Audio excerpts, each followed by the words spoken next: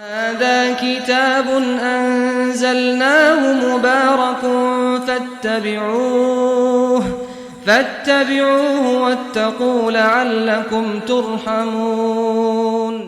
الحمد لله رب العالمين، والصلاة والسلام على أشرف المرسلين نبينا محمد وعلى آله وصحبه أجمعين.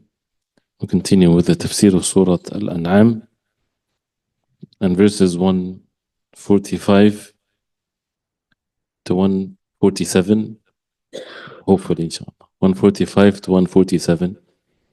يقول الله عز وجل: أعوذ بالله من الشيطان الرجيم. قل لا أجد فيما أوحي إلي محرما على طاعم يطعمه إلا أن يكون ميتة أو دما مسفوحا أو لحم خنزير فإنه رجس أو فسقا أهل لغير الله به فمن اضطر غير باغ ولا عاد فإن ربك غفور رحيم. وعلى الذين هادوا حرمنا كل ذي ظفر ومن البقر والغنم حرمنا عليهم شحومهما إلا ما حملت ظهورهما أو الحوايا أو ما اختلط بعظم ذلك جزيناهم ببغيهم وإنا لصادقون. فإن كذبوك فقل ربكم ذو رحمة واسعة ولا يرد بأسه عن القوم المجرمين. The transition of these three verses say, I do not find within that which was revealed to me anything forbidden to one who would eat it, unless it be a dead animal or blood spilled out or the flesh of swine, for indeed it is impure, or it be that slaughtered in disobedience dedicated to other than Allah. But whoever is forced by necessity, neither desiring it nor transgressing its limit, then indeed your Lord is forgiving and merciful. And to those who are Jews, we prohibited every animal of uncloven hoof, and of the cattle and the sheep we prohibited to them their fat, except what adheres to their backs or the entrails or what is joined with bone, by that which we repaid them for their transgression, and indeed we are truthful. So if they deny you, O Muhammad sallallahu alayhi wasallam, say your Lord is the possessor of vast mercy, but his punishment cannot be repelled from the people who are criminals.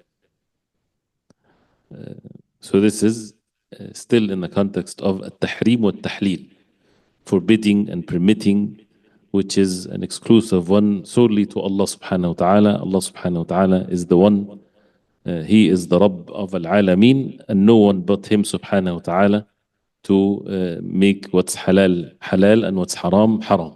And one of the evil actions of the disbelievers and the evildoers is when they forbid what Allah permitted, or they permit what Allah subhanahu wa ta'ala forbade. And that's why the ayat is coming with all kinds of tafsil and details, and one leads to the other. So this ayah 145, then with regards to the ummah of the Prophet alayhi salatu wassalam, and Allah subhanahu wa ta'ala commands the Prophet alayhi salatu wassalam to convey this to the people. قُلْ لَا أَجِدُ فِي مَا أُوحِيَ إِلَيَّ مُحَرَّمًا, the ayah. Imam al-Sa'di rahimahullah, as you see in the second half of the page 507, he says, لما ذكر تعالى ذم المشركين على ما حرموا من الحلال ونسبوه إلى الله. When Allah subhanahu wa ta'ala mentioned ذم المشركين, الذم is the condemning, showing the evil actions of the mushrikeen, because they forbid على ما حرموا من الحلال, what they forbid from the halal, ونسبوه إلى الله, and they attributed this to Allah. وأبطل قولهم, and he أبطل قولهم, their speech is being proven to be wrong. And al-ibtal is, as we heard, because Allah subhanahu wa ta'ala did not order them to legislate that for them. They invented for their own selves. وأبطل قولهم. أمر تعالى رسوله أن يبين للناس ما حرمه الله عليهم. Allah subhanahu wa ta'ala ordered the Messenger sallallahu alayhi wa sallam to make clear to the people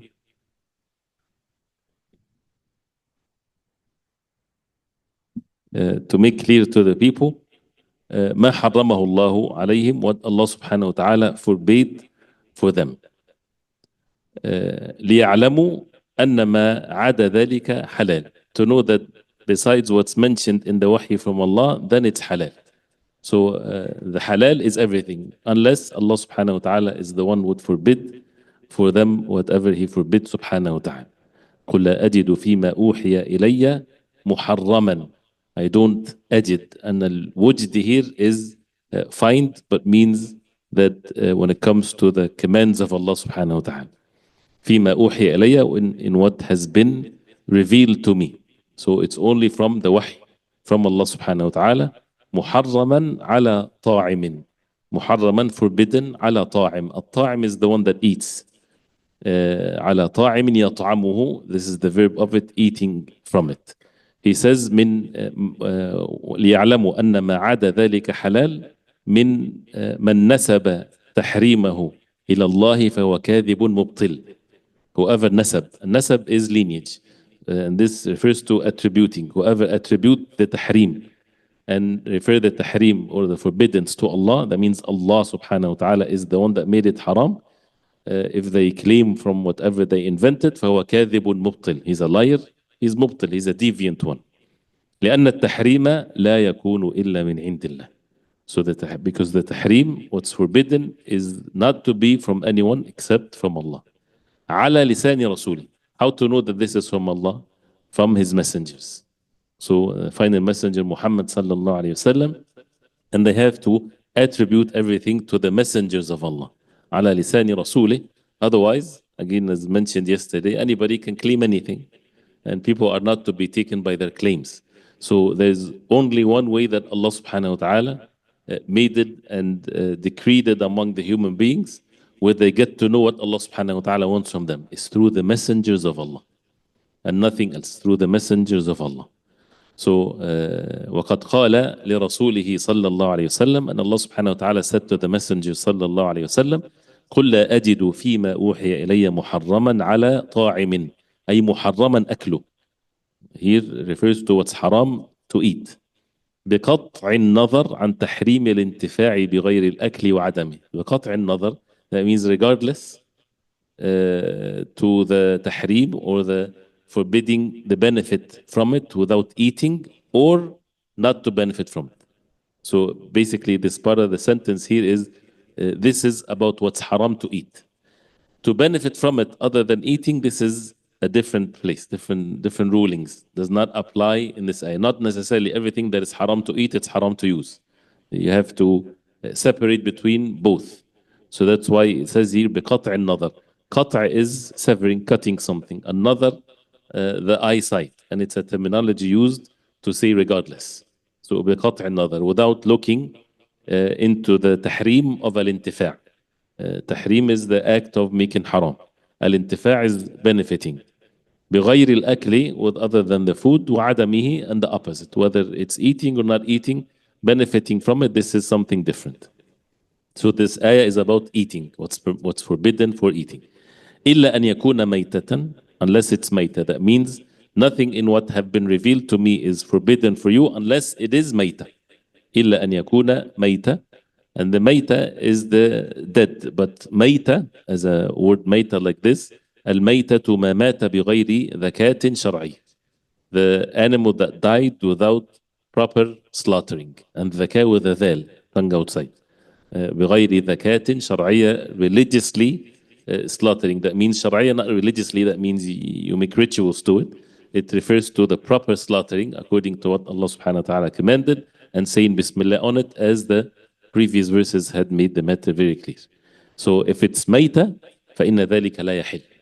So whether it's from the cattle where Allah subhanahu wa ta'ala permitted for the believers to eat, it has to be slaughtered in the proper way, and the name of Allah has to be mentioned. If it dies by itself, or they shoot it, or they kill it in different ways, then it's haram. فإن ذلك لا يحل, is not permissible. كما قال تعالى حرمت عليكم الميتة والدم ولحم الخنزير. It's been forbidden for you the mayta, والدم, and the blood, and the flesh of swine. So this is the first one, mayta. أو دما مسفوحا. أو دما مسفوحا, or blood that is مسفوح. المسفوح is the spilled blood. الدم الذي يصب. The dam at the time, the poured blood. The blood that gushes out at the moment of slaughtering. before we read this, the people in Jahiliyyah, and some people, they still do that till now, whenever they slaughtered the animal, they would collect the blood. They would cook the blood.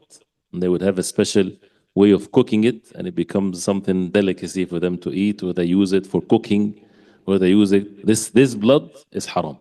الدم المسفوح.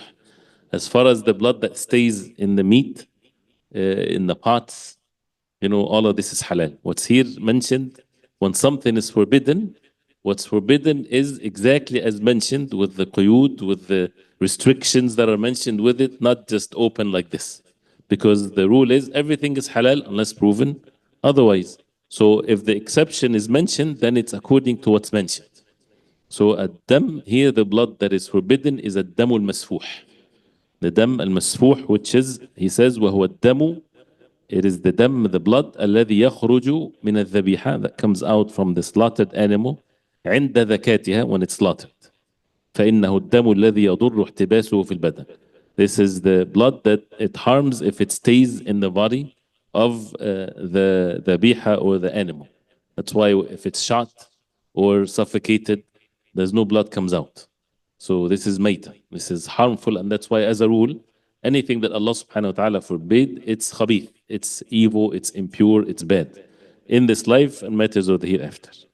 فإنه الدم الذي يضر احتباسه في البدن. الاحتباس is when something is imprisoned or withheld في البدن, in the body. فإذا خرج من البدن, so if it comes out from the body of the animal, زال الضرر بأكل اللحم, then the harm is removed by eating the meat. So this is الدم المسفوح إلا أن يكون ميتة أو دما مسفوحا.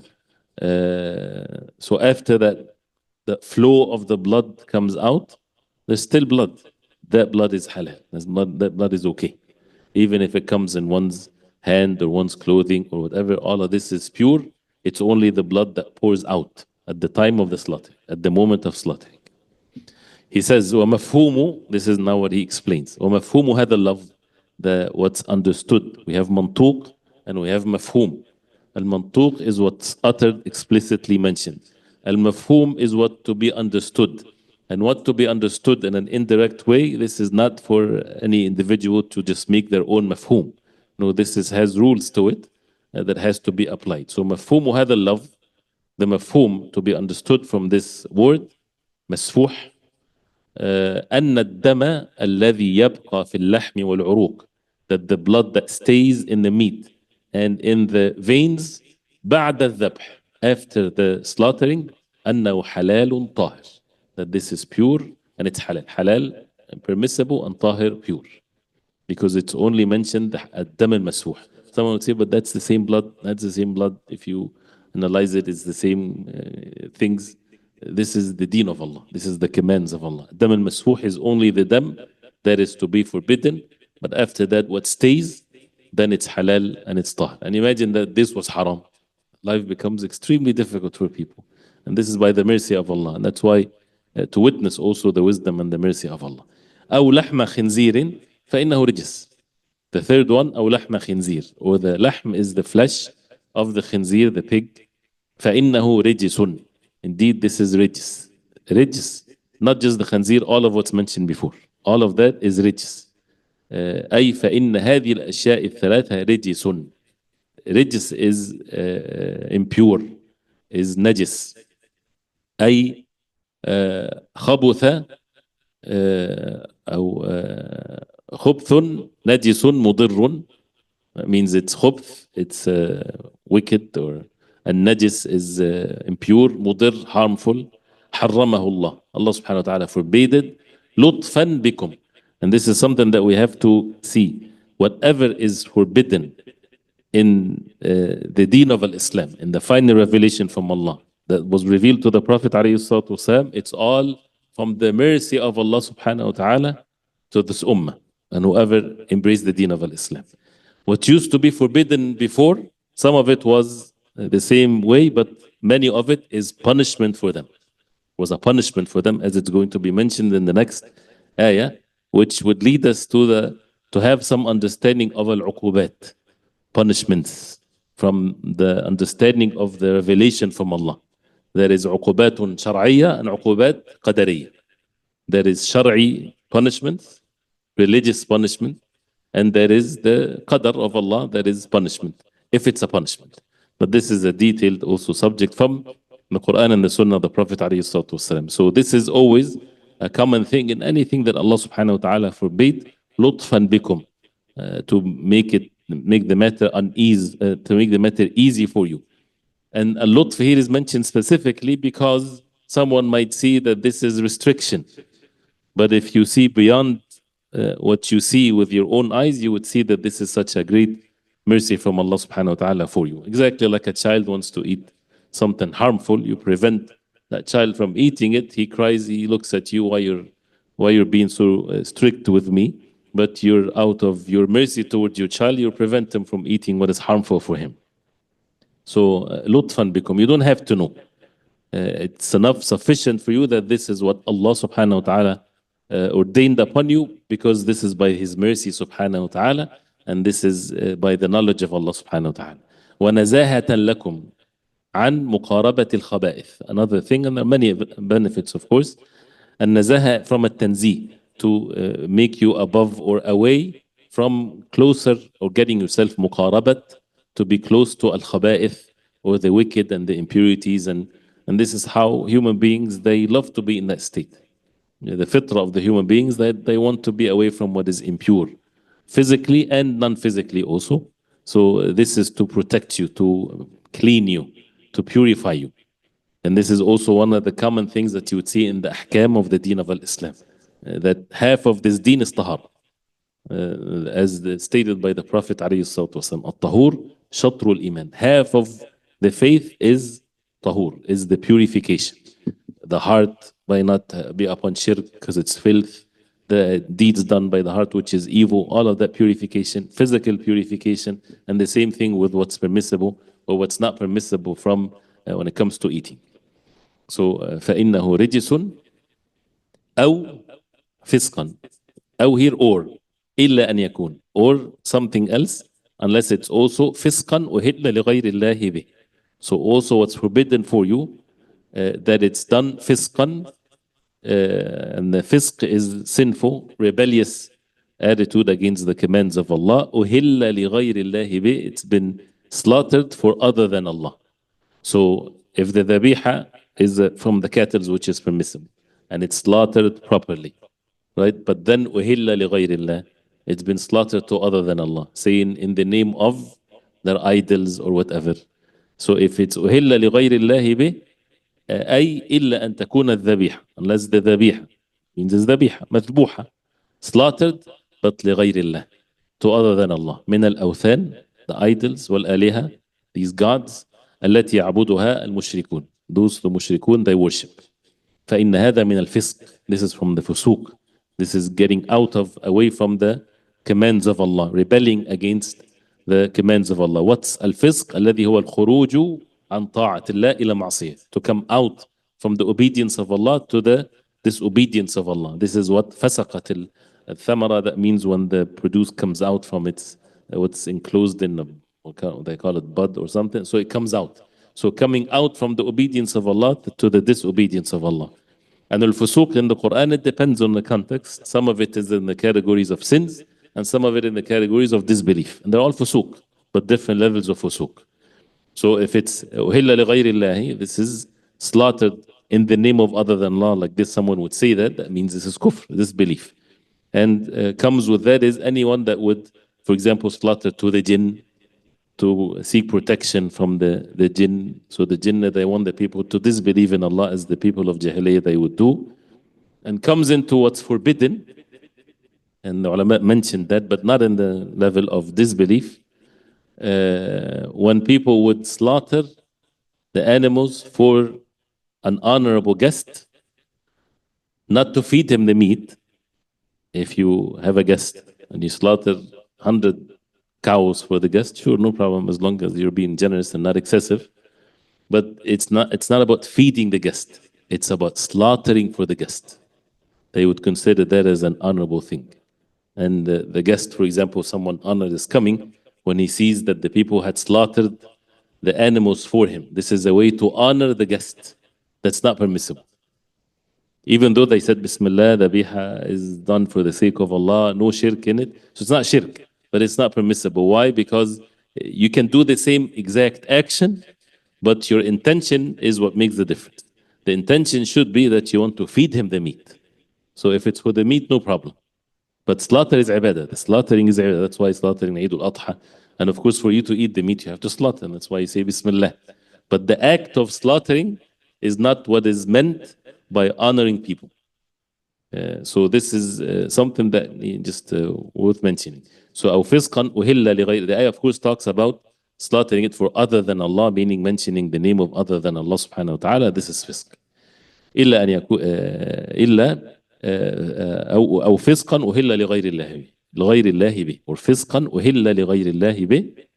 So he says وما هذا ومع هذا, with all of what's mentioned, فهذه الأشياء المحرمات من اضطر إليها, because the ayah says after mentioning these محرمات فإنه رجس أو فسقا أهل لغير الله به فمن اضطر غير باغ ولا عاد. Whoever then الاضطرار is having to eat it because of necessity. So فهذه الأشياء المحرمة, these forbidden things which is haram and wicked and evil and harmful and all kinds of things, من اضطر إليها, the one that is اضطر إليها. And الاضطرار is when someone has no other choice to sustain his life but to eat from it. And this is very well defined condition. It's not something that is loose. He says أي حملته الحاجة والضرورة إلى أكل شيء منها, that the need and the necessity led him, carried him to eat something from it. He says بأن لم يكن عنده شيء, he has nothing else whatsoever. وخاف على نفسه التلف, and he fears تلف, which is when something is ruined. He fears for himself to be ruined, for him to die. So this is al-ittirar. So if that happens, so someone doesn't have anything to eat, or part of al-ittirar also, if someone put a gun on his head to eat the haram, for example, either he eats or he'll kill him. It's permissible in that case to even to say the words of kufr. So this is al-ittirar, life and death, life or death situation. So, but with conditions. Even with that, then it's permissible for him, and some said it's obligatory for him to save his life, but with two conditions: غير باغ ولا عاد, without al-baghi and without al-adu. That means he says أي غير باغ. Al-baghi is transgression. Both are, they mean transgression. But al-baghi here refers to مريد لأكلها من غير اضطرار. He wants to eat it. He desires it. So not that he desires to eat because he's extremely hungry and there's nothing else. That's he's saving his life. So he's not eating it in other than being in necessity. So a person might, and Allah knows what's in the heart. Someone might have other choices, but he wants to eat that what Allah subhanahu wa ta'ala forbid. So of course Allah knows what's in his heart. أي مريد لأكلها من غير اضطرار ولا متعد. And also the baghi, for a believer, even if he likes the taste of something, but it's haram. What's inside of him? If you give him $1 million, he would not eat it, right? Even though he likes the taste of it. So it's not everything is physical desire. So the religious or the commands of Allah make him hate what Allah forbid, even though physically he would like the taste of it. So that's basically also refers to if Allah forbid it, so he's not desiring it as a sinful way at the moment of necessity, that it's a matter of life or death. غير باغ ولا عاد. المتعدي is the one that transgress the limit. متجاوز للحد بأن يأكل زيادة عن حاجته, by eating more than what he needs. So he needs to sustain his life with few bites. So instead he would make a big feast and he eat more. He keeps on eating. This is not permissible because now it's only to the level of the darura. And this is a rule that anything that is haram, that is permissible for an individual, and the ittirar is only permissible for an individual in certain situations, it is only based on removing the darura, not that it becomes halal for him for the rest of his life. So only for the darura, for the necessity to be removed. Once it's removed, then the haram goes back to be haram, and not for anyone to be at ease with these matters. من غير اضطرار ولا متعد أي متجاوز الحد بأن يأكل زيادة عن حاجته. فمن اضطر غير باغ ولا عاد فإن ربك غفور رحيم. Whoever اضطر in that level of necessity غير باغ ولا عاد, without these two things, فإن ربك غفور رحيم. Your Lord indeed the most forgiver, the most merciful. أي فالله قد سامح من كان بهذه الحال. That means Allah subhanahu wa ta'ala pardons the one that is in that state, the one that is in the state of الاضطرار. Then he says واختلف العلماء رحمهم الله في هذا الحصر المذكور. This is always when the ayah is mentioned, the ayah has hasr in it. I don't find anything in what Allah revealed to me that is haram for you except. So are these the only things forbidden? Nothing else? We know that there are more things that are forbidden to eat more than what's mentioned in the ayah. So how to explain this in the light of the ayah being having that usloob or the way of al-hasr, very exclusive. He says واختلف العلماء رحمهم الله في هذا الحصر, in this حصر, the exclusiveness of the way of the ayah, في هذه الآية, مع أن ثم محرمات لم تذكر, when there is other محرمات were not mentioned فيها in it, كالسباع. السباع is the wild animals like lions and tigers and so on, because the Prophet ﷺ forbade it. That the Prophet ﷺ حرم كل ذي ناب من السباع, anything that has canine teeth, am I saying it right, from the wild animals. So it's all haram. That's in the hadith of the Prophet ﷺ. وكل ذي مخلب من الطير, and every bird that has مخلب. What's مخلب? Claws, that it hunts with it, like the eagles and so on. It's not permissible to eat. It's clearly stated in the hadith of the Prophet ﷺ. وَنَحْوِ ذَلك, and the like of that. There are more than that. There's, you can go on with what's forbidden, more than what just mentioned in the ayah. So they all agree that there's other things haram. But al-ikhtilaf here, the difference is in explaining the ayah in the light of what's the other things are forbidden. So فقال بعضهم, some of them said إن هذه الآية نازلة قبل تحريم ما زاد على ما ذكر فيها. The ayah was revealed before the other things that get forbidden. So قل لا أجد فيما أوحي إلي محرما, I don't find anything that has been revealed to me at this stage, because the surah was revealed in Mecca.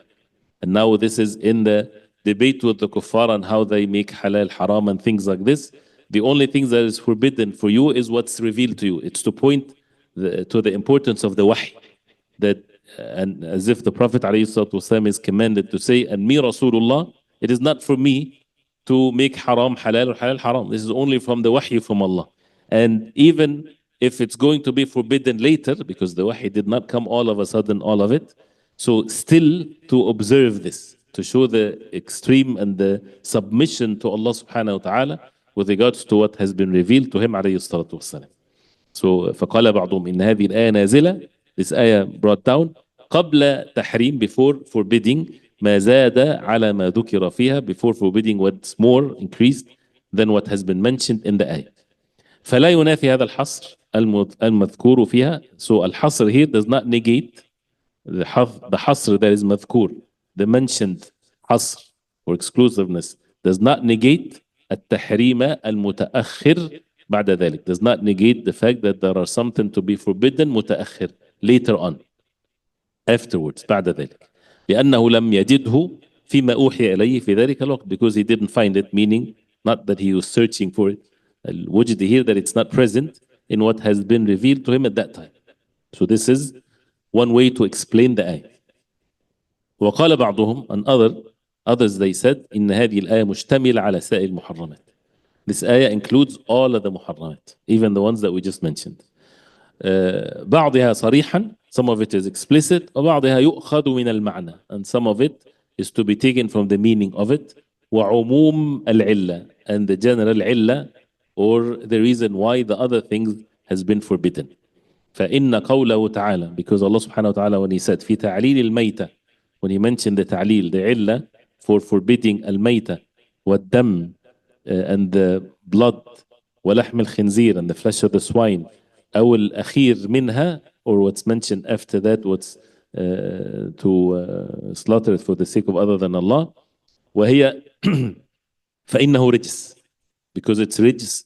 That means وصف شامل لكل محرم. This is a comprehensive description of all of what's haram.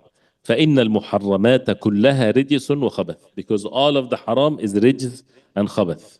وهي من الخبائث المستقذرة. It's from the خبائث, impure. مستقذرة, القذر is the dirt.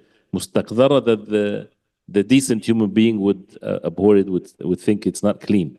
التي حرمها الله على عباده, that Allah forbade on his عباد, صيانة لهم, to protect them, وتكرمة, and to honor them, عن مباشرة الخبيث الرجس, from mixing or touching or dealing with الخبيث, which is impure.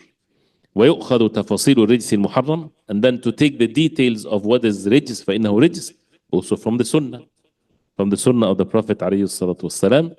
فإنها تفسر القرآن, because it describes the Quran, وتبين المقصود منه, and it makes clear what's meant by the Quran. And this is something that is agreed upon. The place of the tahrim, who's the one that has the right to make tahrim? Allah subhanahu wa ta'ala. And where is that? Through what? Through the revelation from Allah, the wahy from Allah. What is the wahy from Allah? The Quran and the Sunnah of the Prophet alayhi salatu wasalam. Both are wahy from Allah. So they're both in the same level of the power of tahrim, because it's all from Allah. مَن يُطِعِ الرَّسُولَ فَقَدْ أَطَاعَ اللَّهَ. And whoever says otherwise, this is a test from Allah. So that those deviant, they leave the fold of Islam if they claim that only the Quran is the wahy. Sunnah is not wahy, he's a disbeliever. That's the end of it.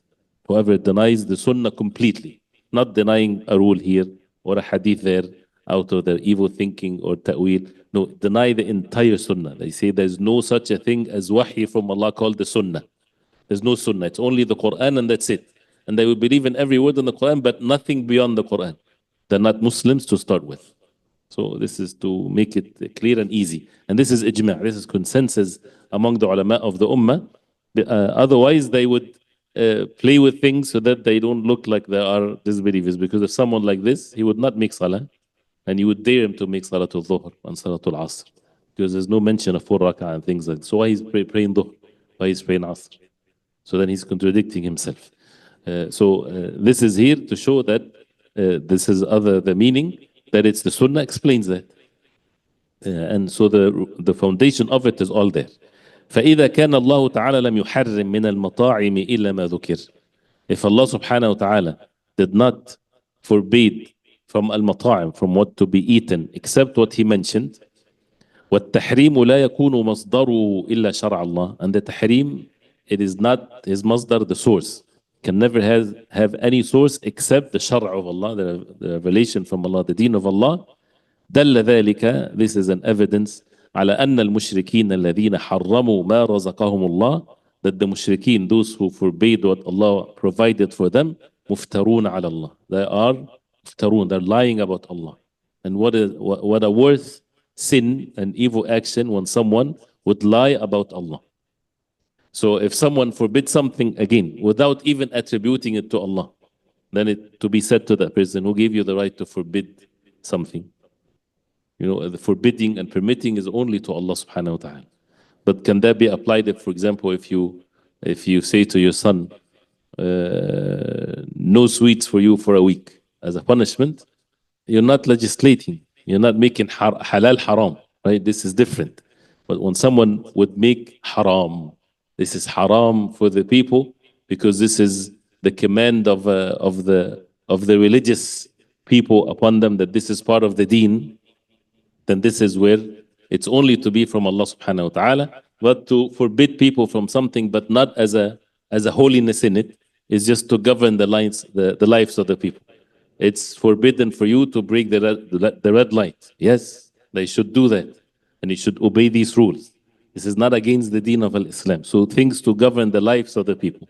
But to forbid what Allah permitted clearly in the wahy from Allah, or to permit what Allah forbade in the wahy from Allah, this is, and one of which is what to eat and what not to eat from the haram perspective. From this is that is forbidden in a religious sense. So مفترون على الله والتحريم حرموا مفترون على الله متقولون عليه ما لم يقل. They're saying about Allah which he did not say. So they make it religion. And what religion means? This is from God. This is from Allah. This is how Allah subhanahu wa ta'ala said they are muftaruna ala Allah. Also he says وفي هذه الآية احتمال قوي. Then in this آية احتمال قوي. احتمال means possibility. Here قوي, strong possibility. لولا أن الله ذكر فيها الخنزير. But except that Allah mentioned in it الخنزير or the pig. وهو أن السياق في نقد أقوال المشركين المتقدمة. The siyaq, the context here is in condemning, refuting the statements of the mushrikeen المتقدمة that was mentioned before in their تحريم في تحريمهم لما أحله الله when they forbid what Allah permitted وخوضهم بذلك and indulging in this matter بحسب ما سولت لهم أنفسهم according to what their nafs enticed them to do and made it fair seeming to them, and we talked about that before. وذلك في بهيمة الأنعام خاصة. This is especially for the cattle specifically. وليس منها محرم إلا ما ذكر في الآية. So another meaning to explain the ayah, since in the context of how the mushrikeen they forbade, and the da'n is mentioned and the ibl is mentioned and the baqar is mentioned, the 8 pairs, which is right, we did that yesterday. So in this context, then the ayah, there's a strong possibility that the ayah is continuing with the same context. So the ayah is about what's forbidden from bahimatul an'am, which is permissible from bahimatul an'am. But the khanzir is mentioned, so that's why it becomes a possibility. So this is, he says, وَلَيْسَ مِنْهَا مُحَرَّمٌ إِلَّا مَا ذُكِرَ فِي الآية. So the bahimatul an'am, it's all halal because it's not mentioned in the ayah. And what's mentioned in the ayah is haram from bahimatul an'am, al-mayta. So if you have a cow that is died by itself, it's haram. So that's why the ayah comes in after what's mentioned about the cattle, which is halal in principle, but it becomes haram if it's mayta. وما أهل لغير الله به, and what's slaughtered to other than Allah makes it haram. وما سوى ذلك فحلال, and other than that from bahimatul an'am, from the cattle is halal. So you get that last opinion here. He says ولعل مناسبة ذكر الخنزير هنا, and maybe according to that last meaning, mentioning the khanzir or the pig here على هذا الاحتمال, according to that last possibility of the meaning of the ayah, أن بعض الجهال قد يدخله في بهيمة الأنعام. Some of the ignorant ones might include the khinzir, the pig, in بهيمة الأنعام. Because بهيمة الأنعام, the khanzir is one of the بهيمة الأنعام. Because the mushrikeen, they used to eat the khanzir. So they would include it in there. وأنه نوع من أنواع الغنم. And someone ignorant might say the khanzir is part of one of the ghanam, like the sheep and the goats, like in the same category. كما قد يتوهمه جهلة النصارى وأشباههم, like the ignorant ones among the Christians and the like of them. And this is forbidden for them in the revelation from Allah subhanahu wa ta'ala. فينمونها كما ينمون المواشي. So they would raise it as they would raise and you see the goats and sheep, they would raise the pigs with it in the same manner. So they would say it's part of that, and would feed it the best food ever. It does not make it permissible or clean.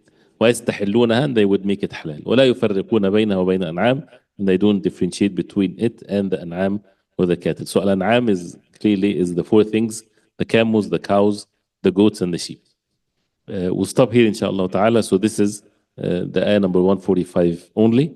So this ayah is, as we heard, and the 3 different meanings, where all they agree, not differences of opinions of what's haram and halal in the food. No, but it's rather in explaining the ayah in the light of what other things are forbidden. Some things you might find differences of opinions of what to eat, or whether it's permissible or not. And this is a valid difference of opinions because the nusus tahtamil, the text might give more than one meaning. For example, what's the ruling of eating crocodiles? Right? Some ulama said it's haram, some said it's permissible. Did they make the permissibility based on their desires? No, based on the ayat and the hadith of the Prophet ﷺ. So some looked at it as this is not living only in the water, because whatever lives in the water completely, this is halal, period. And this is consensus because of the hadith of the Prophet ﷺ. أُحِلَّ لَنَا مَيْتَتَانِ وَدَمًا. Permissible for us 2 types of dead things to eat and 2 bloods. Al-maytatan as-samak wal-jarad, the fish, and al-jarad, the locust. If it dies, you don't have to slaughter the fish. So the things that lives in the sea and in the land, it's a valid difference of opinion because it lives in both. Right? The jumhur that if it lives in the land and the sea, it's permissible. Why? Because the hadith, anything that lives in the sea. But then the crocodile specifically has, sharp teeth and ذي ناب من السباع. So I'm just saying that in the context. I'm not saying the ruling here. I'm just saying that some things, الضفدع, the frogs. Frogs is not permissible, right? Where would you put the frog in what category here? Because the hadith of the Prophet ﷺ, he forbade it because it's tusabbihullah. It's make tasbih. Regardless of everything make tasbih. But there's a nusus about it. So if someone, the nas didn't reach him, someone, the text as a alim, that didn't reach him from the past, for example. So you would see that he's not making what Allah forbade halal. This is a valid difference of opinion. Comparing this to someone says, what's in the Quran and nothing else. Nothing is called sunnah. Wal-'adhu billah. Then it's a different category of people.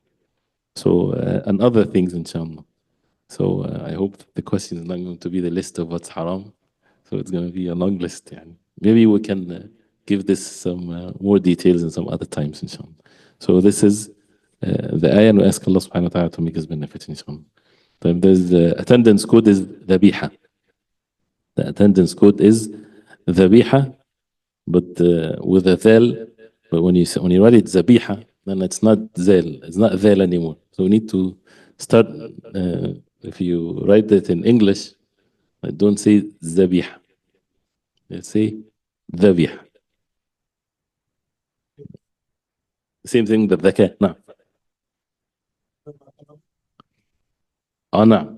إذا حرم الله شيئا حرم ثمنه. There's a hadith in Sahih Muslim which is a rule that never fails. If Allah forbade something, He forbid making money from it. So if something haram, then it's haram to sell it. And then one of the narrations, حرم بيعه. If Allah forbade something, it's haram to sell it. So when someone sells something that Allah forbade, it's haram. Because it's haram, then it's haram to sell it. We'll stop here, inshallah. We'll continue, inshallah, tomorrow. صلى الله وسلم وبارك على محمد وصحبه وسلم. سبحانك اللهم ربنا وبحمدك أشهد أن لا إله إلا أنت أستغفرك وأتوب إليك.